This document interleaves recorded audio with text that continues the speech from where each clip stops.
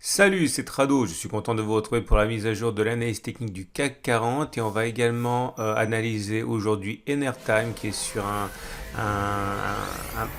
point important de son évolution, peut-être même un tournant. On va voir ce que l'analyse technique nous en dit. Je vous rappelle que si vous n'êtes pas intéressé par cette action, vous avez en dessous de la vidéo le chapitrage pour vous rendre directement à l'analyse technique du CAC 40. Alors voilà où on est Enertime et voilà pourquoi c'est intéressant. On commence par les données hebdomadaires. Si vous connaissez rien à l'analyse technique, ça veut dire qu'une bougie que vous voyez là correspond à une semaine de cotation et nous sommes donc ici.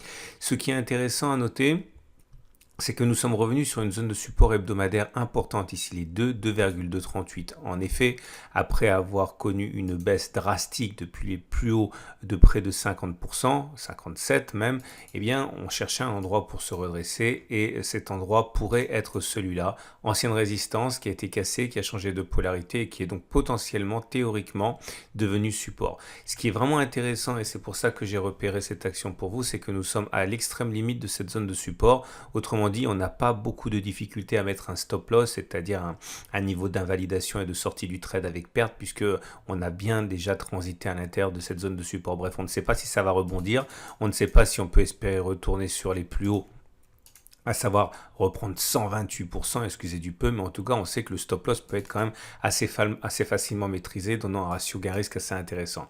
Alors maintenant, je descends d'unité de temps, je regarde les données journalières pour voir s'il se passe quelque chose, si on resserre un petit peu la vue. Donc première chose, vous voyez, on a bien notre zone de résistance ici à 4,02, 4,77, zone qui a été fatale, on en a déjà parlé puisque vous avez vu la baisse qu'il y a eu depuis, et nous retrouvons notre zone de support hebdomadaire ici qui nous intéresse. Vous avez compris qu'il ne faut pas passer en dessous de cette zone, il ne faut surtout pas clôturer en dessous un vendredi soir puisque c'est une zone de support hebdomadaire, donc ce n'est que vendredi soir que l'on aura une forme établie pour la bougie, donc on a jusqu'à vendredi pour ne pas clôturer en fait en dessous. Nous avons également des éléments graphiques journaliers à prendre en considération car ça pourrait être un problème au cas où on rebondirait, à commencer par cette résistance journalière des 2,52-2,48, ancien support qui a été testé multiples fois avant de casser, qui a donc changé de polarité et qui devient résistance. Une autre résistance ici à l'origine de la dernière jambe de baisse, c'était le 27 avril. Bref, vous avez vos repères. La mauvaise nouvelle, effectivement, c'est que nous sommes en tendance baissière de court terme, puisque la M7 est descendante. On est en tendance générale baissière, puisque la M20 est descendante. On est en tendance de fond baissière, parce que la M50 est descendante. On a même cassé la tendance de long terme, puisqu'on est en dessous de la M200. Oui, mais encore une fois, les tendances, c'est bien, mais ça peut s'arrêter à n'importe quel moment lorsqu'on est face à un obstacle sur une unité de temps supérieure. Ce n'est pas la queue qui remue le chien. Et justement, on est sur une zone de support hebdomadaire, je le dis pour la troisième fois. Bref, on a ici deux solutions.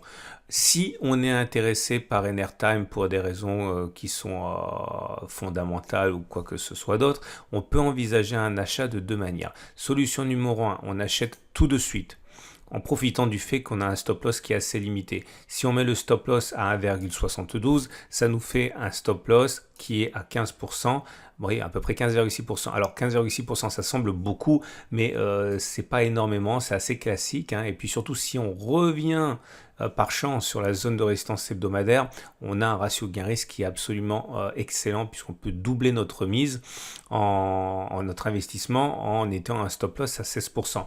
L'idée, bien sûr, c'est qu'il s'agit d'adapter votre ligne afin que ces 16% ne soient pas trop lourds, mais encore une fois, des stop loss à 15, 16, 20%, c'est absolument pas rare lorsque l'on investit. Donc c'est la première des solutions. La deuxième solution, c'est d'attendre et de juger sur pièce, attendre un rebond. Et là, je pense qu'une des façons les plus faciles, si vous débutez, c'est d'utiliser les bougies Aiki Nashi. Les bougies Aiki Nashi, voilà, ça ressemble à ça. C'est-à-dire que lorsque vous aurez des bougies qui sont Aiki Nashi vertes sans mèche basse, c'est qu'un rebond semble s'opérer. Alors, ça ne fonctionne pas avec tous les coups. Regardez ici, ça a fonctionné très peu de temps avant de ressombrer.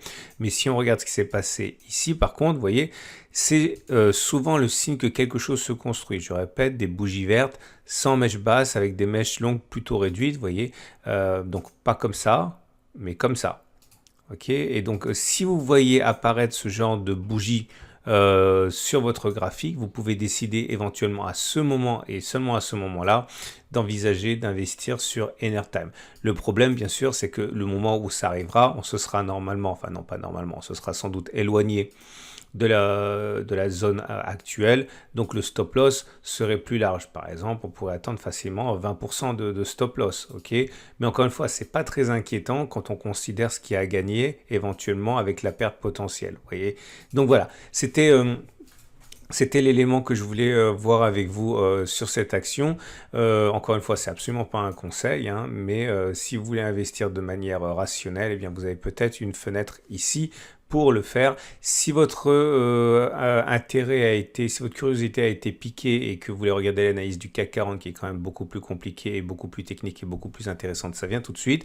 Si votre voyage s'arrête là, n'oubliez pas, vous pouvez vous abonner à mes vidéos YouTube, à me suivre sur Twitter, sur Facebook, sur Boursorama et pour ne pas suivre mes vidéos quotidiennes. On passe tout de suite à l'analyse du CAC 40.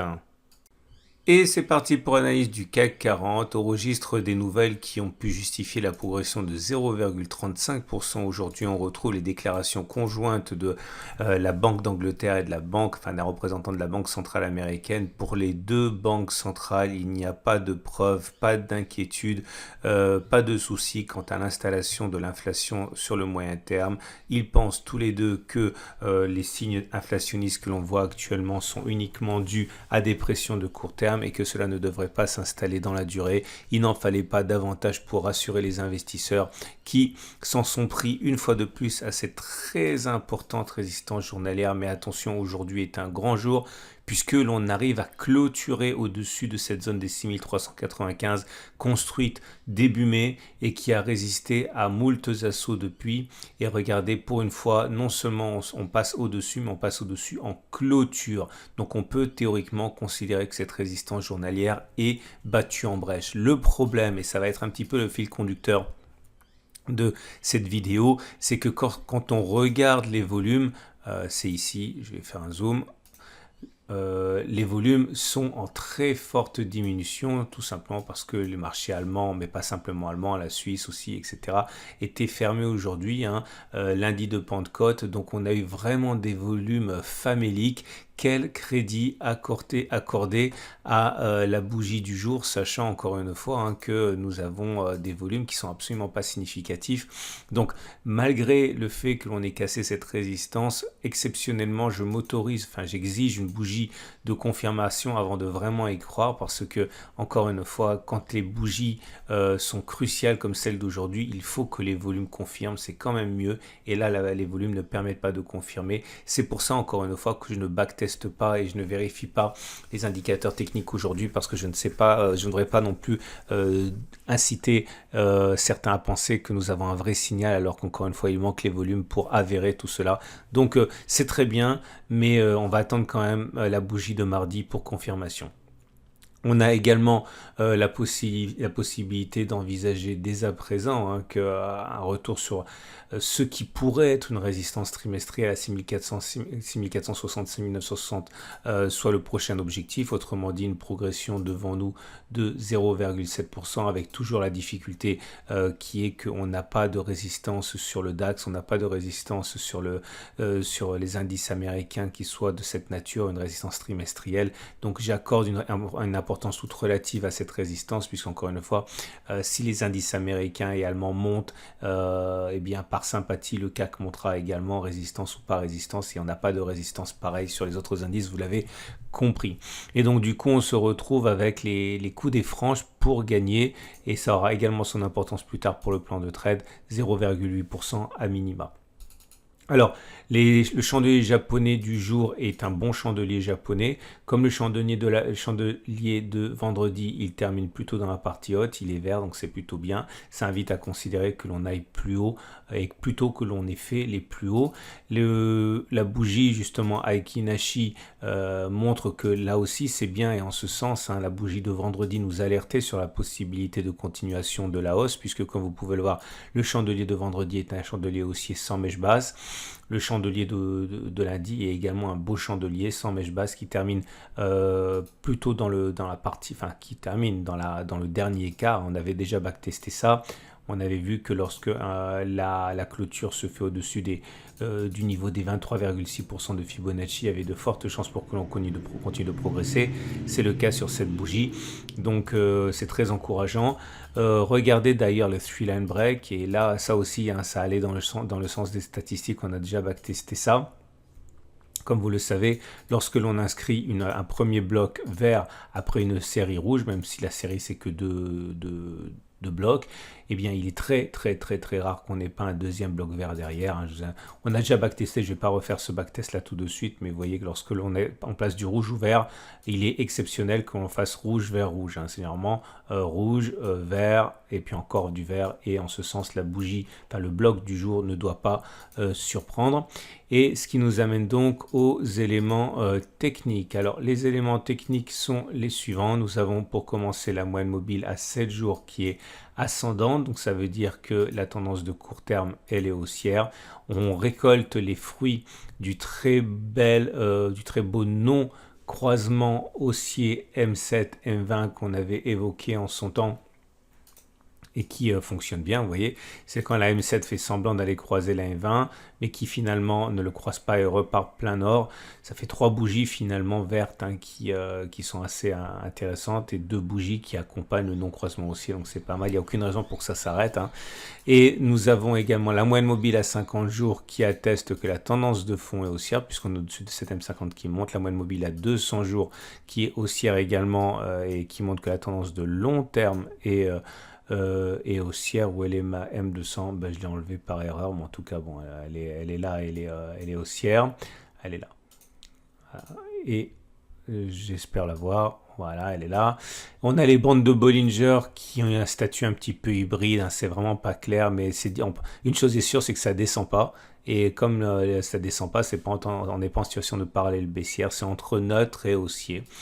Et je l'ai dit, hein, je ne tiens pas compte des indicateurs techniques, parce que je ne tiens des indicateurs techniques que lorsque l'on n'est pas en range. Et là, comme j'ai pas ma bougie de confirmation, je considère qu'on est toujours en range, et que ça c'est simplement une bougie d'excès, j'en sais rien. Mais je préfère encore une fois ne pas analyser les indicateurs techniques et ne pas risquer de donner des incitations à faire quelque chose qui n'est pas significatif. On termine donc avec l'Ichimoku. Et l'Ichimoku, lui non plus, hein, ne donne pas de pouce vert pour l'instant à la situation. Non pas que la tendance soit baissière, puisqu'elle est haussière, vous le voyez bien, hein, on est au-dessus du nuage qui monte, au-dessus de la Kijun et de la Tenkan, mais cette convergence, cette superposition de la Kijun et de la Tenkan semble indiquer que l'affaiblissement de l'Ichimoku soit toujours d'actualité. Donc non, ce n'est pas en tendance baissière, c'est en tendance toujours plutôt haussière, mais affaibli. J'aimerais vraiment que la Tenkan repasse au-dessus de la Kijun, parce que là ce serait à nouveau la porte ouverte vers une impulsion importante, hein, comme celle à laquelle on a pu assister auparavant. Et on va donc terminer avec les trades du jour, justement. Alors, là, vous avez la possibilité de trader à la hausse. Hein. Si on fait fi de tout ce que j'ai raconté et qu'on considère qu'on a cassé une résistance, normalement, c'est un signal d'achat. L'idée, c'est que c'est toujours pareil, c'est rendu compliqué par le fait qu'on ait une résistance, qu'on n'a pas forcément une résistance. Bref, si on se dit, allez, on va pas aller tenter le diable, on vise 0,8, eh bien, si vous mettez un stop maximum à 0,8, par exemple à 0,6, 0,7, hein, bien vous avez votre ratio gain-risque supérieur à 1. Et donc c'est bon, hein. Je vous rappelle que l'analyse technique, ça vous procure un avantage, mais deux choses. J'en profite puisque j'ai un petit peu de temps. Deux choses pour répondre à des mails qui me sont régulièrement envoyés, encore une fois ce week-end. L'analyse technique vous donne des choses qui sont susceptibles de se passer de manière probabiliste. Mais lorsque vous êtes sûr, entre guillemets, que quelque chose va se produire, c'est que généralement, votre ratio gain-risque, il est assez faible. Okay, si vous attendez longtemps pour être sûr et d'avoir plein d'éléments qui convergent dans le sens de votre trade, c'est que généralement, vous avez déjà bien grignoté le potentiel de gain et vous êtes éloigné du précédent support, donc augmentez votre potentiel de perte. Donc voilà, si vous voulez avoir un ratio gain-risque, généralement, il ne faut pas être être trop près de la certitude, hein, sinon votre ratio gain-risque il est mauvais. Et de l'autre, il ne faut pas oublier non plus que globalement, c'est complètement aléatoire, hein, ce qui se passe en bourse, hein, et donc c'est pour ça qu'il faut toujours avoir des ratios gain-risque supérieurs à 1 quand on débute, parce qu'on part du principe qu'on aura raison au bout du bout une fois sur deux.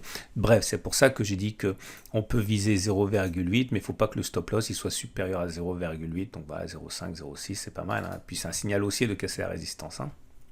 Maintenant, vous pouvez également considérer que tout ça n'est qu'un doux rêve, que ça ne s'est pas vraiment produit de manière légitime, qu'on aura une fausse cassure. Bon, c'est un peu risqué quand même, hein, mais voilà, si vous considérez qu'on va aller reboucher le gap, qui est un gap commun par exemple, hein, donc destiné à être normalement bouché, vous visez 1%.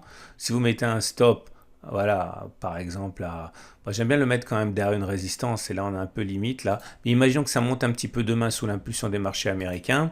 Vous visez un comblement du gap à 1,3, vous mettez votre stop loss à 1, vous avez un très bon ratio gain-risque. Mais bon, plus vous vous éloignez de la résistance, plus il y a des chances pour que la cassure ait été effective, hein. Donc c'est pas très facile de spéculer à la baisse. À titre personnel, vous le savez, en même temps que je le dis, j'ai spéculé à la baisse. J'ai spéculé à la baisse en partant du principe qu'on était en trading range. Vous allez voir que les seuls trades que j'aurais perdus depuis le début de l'année dans cette vidéo du CAC 40, c'est tous des trades baissiers, hein. Je devrais avoir compris la leçon, hein, mais bon, l'idée c'est que au moment où j'ai engagé mon trade, je ne sais plus où j'étais, j'ai parié qu'on irait chercher le support hebdomadaire, j'ai mis un stop loss dans cette zone-là, je vous invite à regarder la vidéo, je pense que c'était il y a 3 séances, hein. Et bon, pour l'instant c'est mal barré, mais voilà, mon stop il est à l'intérieur, je suis encore protégé un petit peu, on va voir si ça marche ou pas, mais c'est mal parti.